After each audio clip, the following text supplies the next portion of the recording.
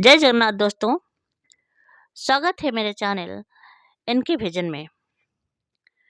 स्वामी विवेकानंद का नाम सुनते ही मन में एक महान युवा सन्यासी का चित्र उभर आता है।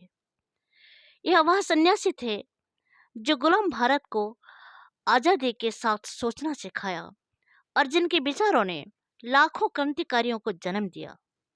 कुछ शब्द अचानक हमारे कानों को छूने लगते हैं, जैसे sisters and brothers of America, उठो, जागो और तब तक ना रुको जब तक कि तुम अपने लक्ष्य की ओर प्राप्त नहीं कर सकते। स्वामी विवेकानंद भारतीय दर्शन के निचोड़ थे, कंप्लीट एक्सट्रैक्ट, और इसलिए आज इंटरनेट की एरा में भी वो हम सबके लिए एक गाइडिंग लाइट बने हुए हैं। आज मेरी चर्चा की विषय वस्तु है स्वामी विवेकानंद जी की वाणियां जो हमारी जिंदगी बदल दे। आशा है इससे आपको भी फायदा हो। तो आइए शुरू करते हैं। स्वामी विवेकानंद के विचार सही मायनों में भारत की उन महान सनातन संस्कृति का परिचय देते हैं जिसने वसुधा पर रहने वाले हर जीव प्राणी को अपना परिजन माना है। इसलिए इनके विचारों में सबसे पहले आता है वसुधैव कुटुंबकम। गर्व से कहो कि हम हिंदू हैं, ब्रह्मांड की सभी शक्तियां हमारे अंदर है। सर्वे भवन्तु सुखिनः, सर्वे सन्तु निरामया, सर्वे भद्राणि पश्यन्तु मा कश्चित् दुःखभाग् भवेत्। किसी की निंदा ना करें। अगर आप मदद के लिए हाथ बढ़ा सकते हैं तो जरूर बढ़ाएं। सच को कहने के हजारों तरीके हो सकते हैं और फिर भी सच तो वही रहता है। अगर स्वाद की इंद्रिय को ढील दी तो सभी इंद्रियां बेलगाम दौड़ेंगी। किसी की निंदा ना करें। अगर आप मदद के लिए हाथ बढ़ा सकते हैं तो जरूर बढ़ाएं। अगर नहीं बढ़ा सकते तो अपने हाथ जोड़िए, अपने भाइयों को आशीर्वाद दीजिए और उन्हें उनके मार्ग पर जाने दीजिए। धर्म कल्पना की चीज नहीं है, प्रत्यक्ष दर्शन की चीज है। जिसने एक भी महान आत्मा को दर्शन कर लिए, अनेक पुस्तकें पंडितों से बढ़कर है। मस्तिष्क की शक्तियां सूर्य की किरणों के समान हैं।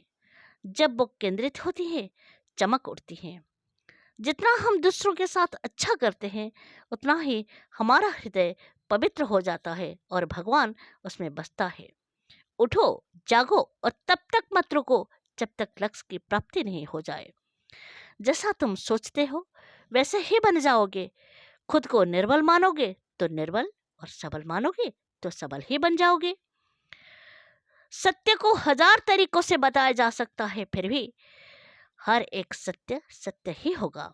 बाहरी स्वभाव केवल अंदरूनी स्वभाव का एक बड़ा रूप है। जो कुछ भी तुमको कमजोर बनाता है, शारीरिक, बौद्धिक या मानसिक, उसे जहर की तरह त्याग दो। खुद को कमजोर समझना सबसे बड़ा पाप है। तुम्हें कोई पढ़ा नहीं सकता, कोई आध्यात्मिक नहीं बना सकता। तुमको सब कुछ खुद अंदर से सीखना है। आत्मा से अच्छा कोई शिक्षक नहीं है। यही दुनिया है।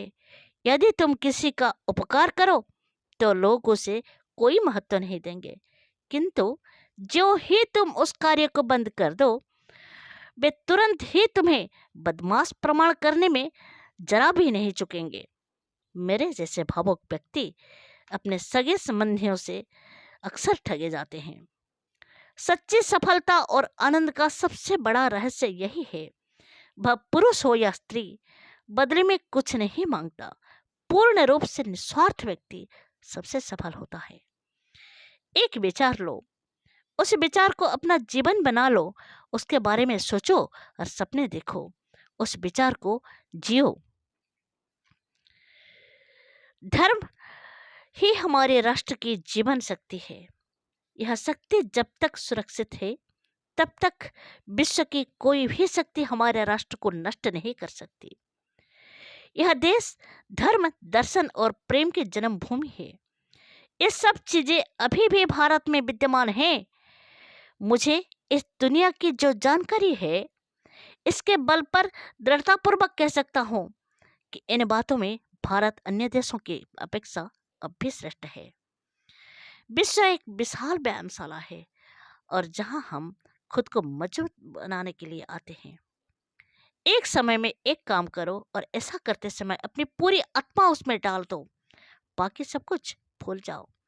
दिल और दिमाग के टकराव में अक्सर दिल की सुना करो। शक्ति जीवन है, निर्बलता मृत्यु है। विस्तार जीवन है, संकुचन मृत्यु है। प्रेम जीवन है, देश मृत्यु है। ब्रह्मांड की सारी शक्तियां पहले से ही हमारी है। वो हम ही है जो अपने लाखों आंखों पर हाथ रख लेते हैं और फिर रोते हैं कि कितना अंधकार है।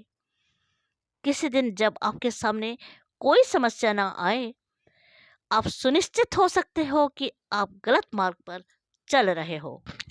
चिंतन करो, चिंता नहीं, नए विचारों को जन्म दो। संभव की सीमा जानने का एक ही तरीका है, असंभव से भी आगे निकल जाना। यह मत भूलो कि बुरे विचार और बुरे कार्य तुम्हें पतन की ओर ले जाते हैं। इसी तरह अच्छे कर्म व अच्छे विचार लाखों देवदूतों की तरह अनंत काल तक तुम्हारे रक्षा के लिए तत्पर हैं।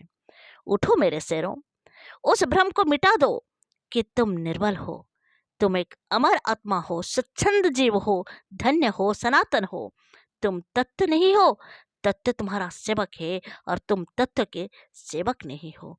आपने धैर्य से सुना, धन्यवाद।